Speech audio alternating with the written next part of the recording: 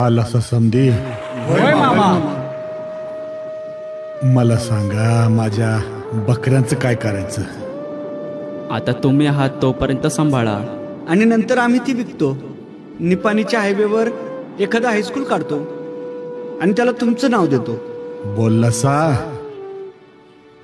कुलकर्ण्या हे चौगुल्या. आता म्या काय सांगतोय ते नीट कान देऊन ऐका समधी. मला माझी बकरी इकायची नाहीत. मामा, नंतर ही बकरी सांभाळायची कशी आणि हे मोर चालायचं कसं? हे चालायचं कसं, चालायचं का नाही चालायचं ते म्या बघतो आता. मामा, अहो काय करायचं बकऱ्यांचं? अरे सुकाळी चानू, तुम्हाला जो पातूर जमते तो पातूर माझी बकरी सांभाळा. आणि तुम्हासनी जमन असं झालं का द्या माझी बकरी आदमापूरच्या डोंगरावर सोडून.